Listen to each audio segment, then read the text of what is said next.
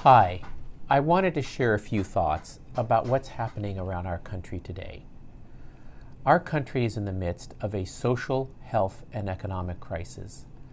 Over 100,000 Americans have died from COVID-19, over 40 million are unemployed, and another unarmed black man was killed by a police officer.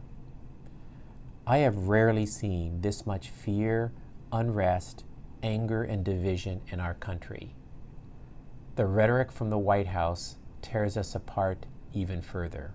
I was enraged by the video showing George Floyd dying under the knee of a police officer. I mourn his tragic death. I also mourn the senseless death of Pinole resident Patrick Underwood, a federal security officer killed during the looting in Oakland. My thoughts and condolences are with both families. I strongly support those who peacefully and courageously protest to reform our criminal justice system and end the racism, inequality, and bias that exist in too many of our country's institutions and power structures. The overwhelming majority of protesters are peaceful.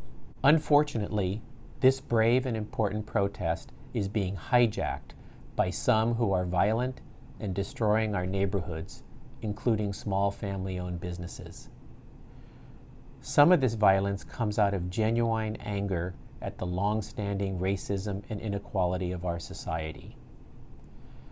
And some of the violence is mere opportunism for those few who wish to loot and ransack and has nothing to do with protesting the death of George Floyd.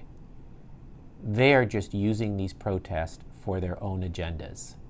Both types of violence cause unacceptable pain and suffering in communities already struggling to rebuild and improve. The looting is taking our attention away from the real issue.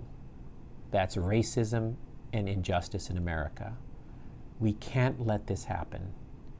We need to stay focused on calling out and ending bigotry and recognizing the role that white privilege plays in furthering inequality. I understand that the inherent advantages enjoyed by a white person like myself have contributed to my success. The opportunities I've had have helped me develop a career trying to change the status quo and make our communities just for all. Others advocate for change in other ways. We all have a choice. We can speak out or work against the structures and policies that lead to a nation where unarmed black men and women are tragically killed by police or vigilantes, or we can just say that we're not part of the problem and it's up to others to fix it. Indifference makes us complicit.